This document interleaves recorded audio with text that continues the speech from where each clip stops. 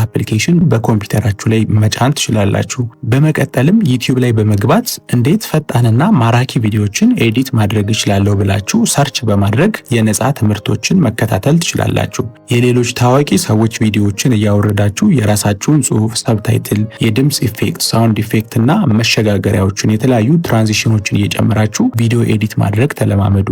ክህሎቱን በሚገባ ስታዳብሩ የውጭም ሆነ የሀገር ውስጥ ዩቲዩበሮችን በኢሜይል አሊያም በኢንስታግራም በቴሌግራም ላይ እነሱን በቀጥታ በማግኘት አንድ ቪዲዮ በነፃ ልስራላችሁ ብላችሁ ትቀርቧቸዋላችሁ። ከዛም በኋላ ስራችሁን ለነሱ ትልኩላችኋላችሁ። ስራችሁን ካዩና ከተደሰቱ ያለ ጥርጥር የቋሚ ኮንትራት ሰራተኛቸው ያደርጓቸዋል። እንደዛም በማድረግ እናንተ ከነሱ ጋር በመነጋገር ለሶሻል ሚዲያቸው ቪዲዮዎቹን ኤዲት አድርጎ በመስራት በቋሚነት ብዙ ክፍያዎችን መክፈል ትችላላችሁ ማለት ነው። ሁለተኛ ኮፒራይቲንግ፣ የሽያጭ ጽሑፍ። ኮፒራይቲንግ ማለት ዝም ብሎ ጽሑፍ መጻፍ ማለት አይደለም። ኮፒራይቲንግ ማለት ሰዎችን በጽሑፍ አሳምኖ የሰውን ስነ ልቦና አንብቦ አንድን ምርት ወይም ደግሞ አገልግሎት እንዲገዙ የማድረግ ከፍተኛ ጥበብ ነው። ክሎዚንግ ኤ ሴል ኢን ፕሪንት ይሉታል። ኢንተርኔት ላይ የምታዩት እያንዳንዱ ማራኪ ማስታወቂያ፣ የዌብሳይት ላይ ጽሑፍ እና ኢሜይላችሁ ላይ የሚገባው የሽያጭ መልእክት በሙሉ የተጻፈው በኮፒራይተሮች ነው። አንድ ድርጅት ምርት አምርቶ ሊያከማች ይችላል። ነገር ግን ያንን ምርት በሚያምሩ ቃላቶች ገልጾ የሚሸጥለት ባለሙያ ከሌለ ኪሳራ ውስጥ ይገባል። ቃላት ኃይል አላቸው። ትክክለኛ ቃላት ደግሞ በሚሊዮን የሚቆጠሩ ብርን ያመጣሉ።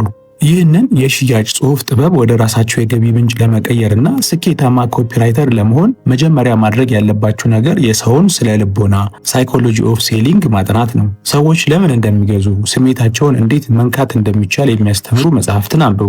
ታላላቅ የውጭ ኩባንያዎች እንዴት ማስታወቂያ እንደሚሰሩ፣ ቃላትን እንዴት እንደሚመርጡ ተከታተሉና ኮፒ ያደረጋችሁ ጻፉ። ከዚያም በሀገራችን ወይም ደግሞ በሰፈራችሁ ላሉ ቢዝነሶች፣ ለምሳሌ ለሪል ስቴቶች፣ ለልብስ አስመጪዎች ወይም የተለያዩ የመዋቢያ ዕቃዎች ሻጮች ጋር ሂዱ። የሶሻል ሚዲያ ጽሑፎቻቸውን ሰዎችን በሚስብና እንዲገዙ በሚያደርግ መልኩ ለአንድ ሳምንት በነፃ ልጻፍላችሁ ብላችሁ አቅርቧቸው። እናንተ በጻፋችሁት ጽሑፍ ምክንያት የድርጅቱ ሽያጭ መጨመሩን ሲያዩ ያኔ እናንተ የፈለጋችሁትን ብር ክፈሉኝ ብላችሁ ብትጠይቋቸው በደስታ ይከፍሏችኋል። ምክንያቱም እናንተ በጻፋችሁት ጽሑፍ ምክንያት ሽያጫቸው ከፍ ስላለ፣ ገቢያቸው ስለጨመረ ማለት ነው። ሶስተኛ የሶሻል ሚዲያ አስተዳደር፣ ሶሻል ሚዲያ ማኔጅመንት።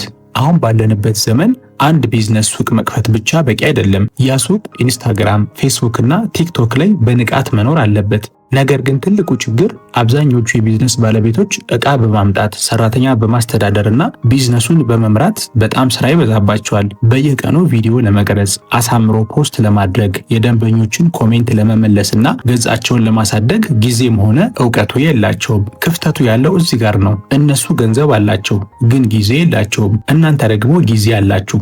የሶሻል ሚዲያ ማኔጀር ማለት የአንድን ድርጅት የዲጂታል ገጽታ ሙሉ ለሙሉ ተረክቦ የሚያሳድግ ባለሙያ ነው።